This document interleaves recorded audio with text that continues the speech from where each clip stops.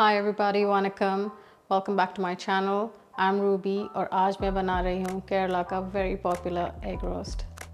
Alright, let's get straight into it. Here I have 6 boiled hard boiled eggs. इसे मैंने 8 से 10 minute boil करा था for that perfect hard boiled texture. पील करके मैंने इसे साइड में रखा हुआ है. इसे जस्ट ऐड करते समय I'll give it some slits ताकि ग्रेवी अच्छे से अंदर जा सके. Alright, मीडियम हाई फ्लेम पे एक पॉट या पैन चढ़ाएंगे. सो इस रेसिपी के लिए मैं देसी घी यूज़ कर रही हूँ, sort of like a egg ghee roast, but in the end I will add 1 tablespoon of coconut oil to give that authentic taste and flavor and smell. 2 tablespoon ghee, 1/4 teaspoon सौंफ, fennel seed,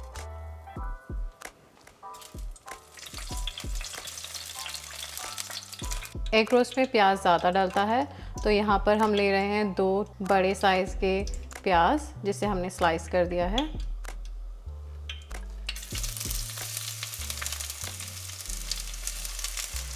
साथ ही में थोड़ा सा salt,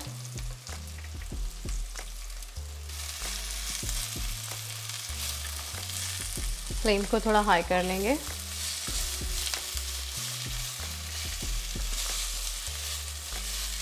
प्याज भुनने का process थोड़ा ज़्यादा टाइम लेता है because we are trying to soften it and it's a lot of onion. इसीलिए हमने थोड़ा सॉल्ट डाला था ताकि वो हम प्रोसेस थोड़ा स्पीड अप कर दें. As you can see onion soften हो चुके हैं. अब हम इसमें जिंजर गार्लिक और हरी मिर्च ऐड करेंगे.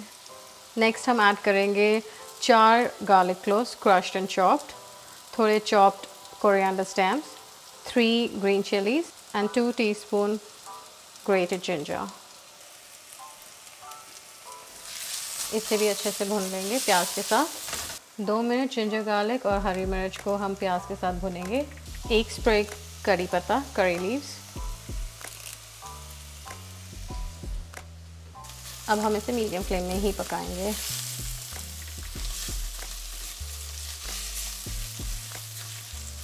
Next I am adding 2 medium size tomatoes chopped.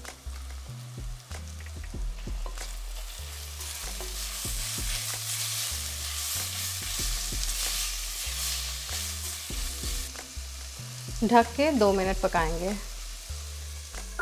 Flame slow कर देंगे.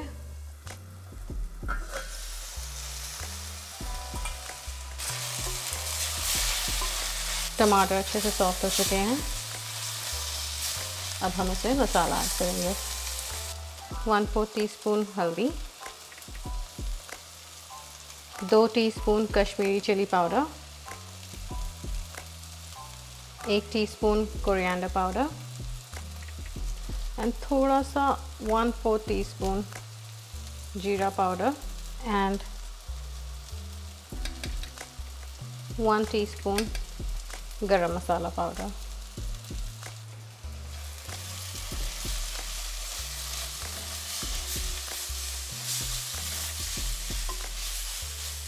मसाले को थोड़ा भूनेंगे.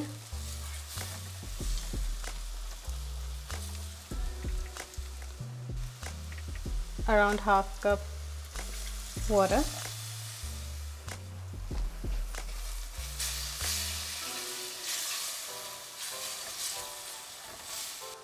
Time to add in the eggs.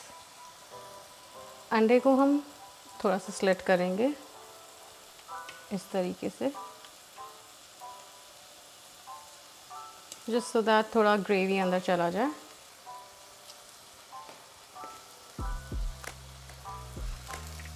One teaspoon freshly ground black pepper. Gently मसाले को एग्स के साथ भुनेंगे.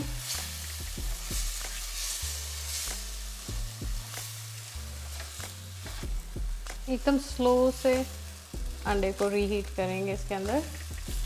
बहुत ही टेस्टी लगता है ये एग का डिश, आप ज़रूर ट्राई करें. 1 to 2 tablespoon coconut oil.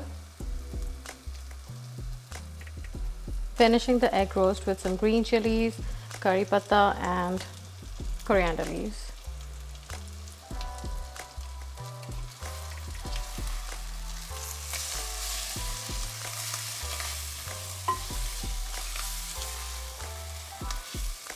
Kerala egg roast is now ready to serve.